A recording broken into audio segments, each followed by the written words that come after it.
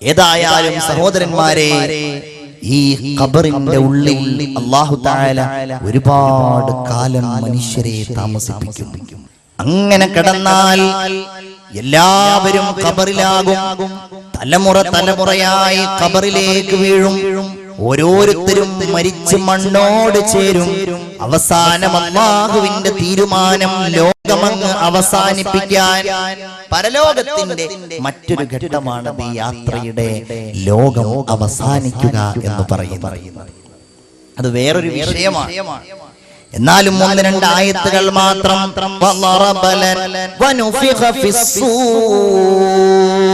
സൂറെന്ന കാഹളത്തിൽ ഊതപ്പെട്ട് കഴിഞ്ഞാൽ അല്ലാഹുവിന്റെ മലക്ക് ഇസ്രാഫീൽ അലൈഹിസ്സലാത്തു വസ്സലാം സൂറെന്ന കാഹളത്തിൽ വയഖൂലൂന മതാ ഹാദൽ വഅദു ഇൻ കുൻതും സ്വാദിഖീൻ. ആളുകൾ ചോദിക്കുന്നു, ഇതെന്നായി ലോകം അവസാനിക്കുക? എന്നാണ് ആ ഭീകരമായ രംഗം? എന്നാണ് നിങ്ങൾ കുറെ കാലമായല്ലോ പറയാൻ തുടങ്ങിയിട്ട് ലോകം അവസാനിക്കും ഇന്നും അത് ചോദിക്കുന്നവരുണ്ട്. എന്നാണ് ആ ദിവസം എന്നവർ ചോദിക്കുന്നുവെങ്കിൽ, നബിയേ എന്നാണെന്നവർ ചോദിക്കുന്നു.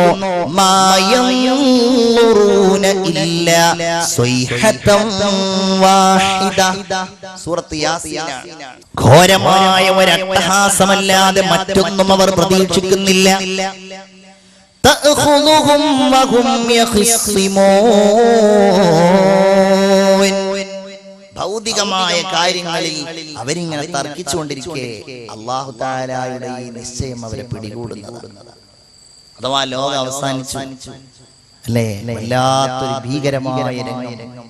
ഖുർആൻ വല്ലാത്ത വിഹ്വലത നിറച്ചുകൊണ്ടാണ് അത് അവതരിപ്പിച്ചിട്ടുള്ളത്. മരണപ്പെട്ടു പോയവർക്കും ജീവിച്ചിരിക്കുന്നവർക്കും എല്ലാം അതിന്റെ കെടുതികൾ ഉണ്ടാകും. ഇദാ സുൽസിലത്തിൽ അർളു സിൽസാലഹാ. ഭൂമി ഇങ്ങനെ പ്രകമ്പനം കൊള്ളുന്നു. വഅഖ്റജത്തിൽ അർളു അസ്ഖാലഹാ.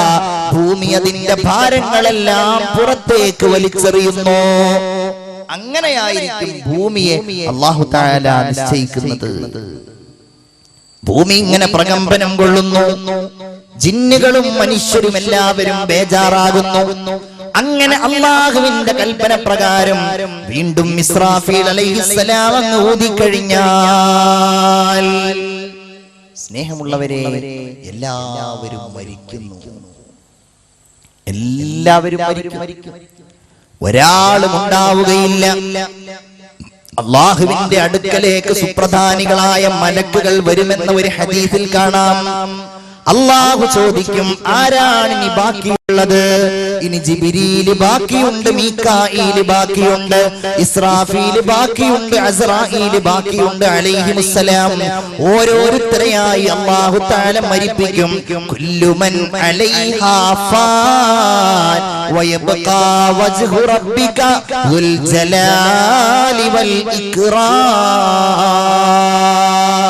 ശ്രദ്ധിക്കണേ പ്രിയപ്പെട്ടവരെ, അല്ലാഹു മാത്രം ബാക്കിയാകുന്നു. ഇനി ഒരാളുമില്ല.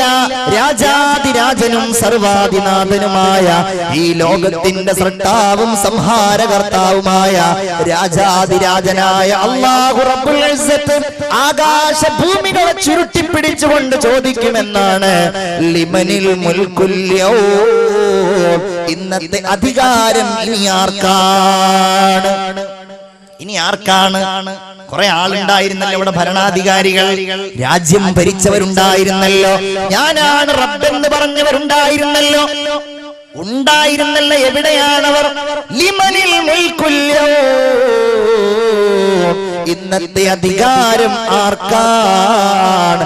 ഒരേ ഒരു മറുപടിയേ അതിനുള്ളൂ, ലില്ലാഹിൽ വാഹിദിൽ ഖഹാർ. ഏകചക്രാധിപതിയും പരമാധികാരിയുമായ അല്ലാഹു തമ്പുരാന് മാത്രമാകുന്നു ആ അധികാരമുള്ളത്. ഒന്ന് ആലോചിച്ച് നോക്കൂ മുഅ്മിനീങ്ങളെ, നമ്മൾ അതൊക്കെയാണ് പേടിക്കേണ്ടത്, അതൊക്കെയാണ് നമ്മൾ ഭയത്തോടെ കാണേണ്ടത്. ഇദശ്ശംസു കുവ്വിറത് വഇദൻ നുജൂമു കദറത്. ഈ സൂറത്ത് അങ്ങ് ഓതി ബോധരഹിതനായി വീണു സയ്യിദുനാ ഉമർ ഇബ്നുൽ ഖത്താബ്. കാരണം എന്താ? അത് ഖിയാമത്ത് നാളിനെ കണ്ണിൽ കാണുന്നത് പോലെ അവതരിപ്പിക്കുന്ന സൂറത്താണ്. റസൂലുള്ള പറഞ്ഞു, സ്വഹാബികളെ, എങ്ങനെയാണ് ഈ ഭൗതികമായ ലോകത്ത് ഞാൻ സുഖാഡംബരങ്ങളിൽ ജീവിക്കുന്നത്?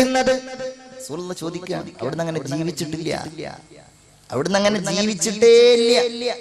കാരണം പറയാൻ കാരണം എന്തുകൊണ്ടെന്നാൽ സൂറെന്ന കാഹളത്തിൽ ഊതാൻ വേണ്ടി ഏൽപ്പിക്കപ്പെട്ട മലക്ക് ആ കാഹളം ഇങ്ങനെ ചുണ്ടോട് ചേർത്ത് പിടിക്കുകയും അള്ളാഹുവിന്റെ കൽപ്പന വരുന്നതിന് വേണ്ടി ചെവി കൂർപ്പിച്ച് നെറ്റി ചുളിച്ചുകൊണ്ടിരിക്കുകയും ചെയ്യുന്നത് കാണുമ്പോ കൈഫ അൻഉമു ഫിദ്ദുന്യാ,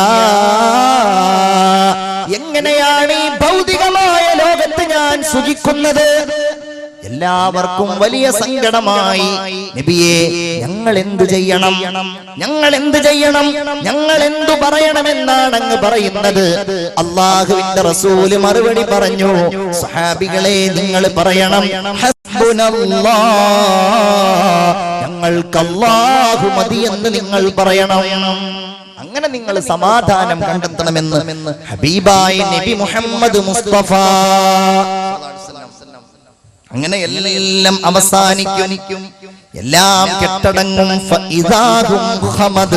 എല്ലാം ശാന്തമായി അല്ലാഹു തആല മറ്റൊരു ലോകമായി ഈ ലോകത്തെ പരിവർത്തിപ്പിക്കും. അതാണ് മഹ്ശർ എന്ന് പറയുന്നത്. മുഅ്മിനീങ്ങളെ, അതൊക്കെ ഒരു വലിയ വിശദീകരിക്കപ്പെടേണ്ട ഒരു സംഗതിയാണ്. ഞാൻ ചുരുക്കി 1-2 വാക്കുകളിൽ മാത്രം പറയുകയാണ്. അവിടെയുണ്ടല്ലോ നമ്മുടെ രണ്ടാം ജന്മം. രണ്ടാം ജന്മം എന്ന് പറയുന്നത് പരലോക വിശ്വാസത്തിലെ ഏറ്റവും ഉന്നതമായ ഒരു വിശ്വാസമാണ്. നിങ്ങൾ ഈ ലോകത്ത് പിറന്നിട്ടുണ്ടെങ്കിൽ, നിങ്ങൾ ഈ ലോകത്ത് ജനിച്ചവരാണെങ്കിൽ, അല്ലാഹു തമ്പുരാൻ നിങ്ങളെ രണ്ടാമതുണ്ടാക്കുക തന്നെ ചെയ്യും. അത് വിശ്വാസമാണ്.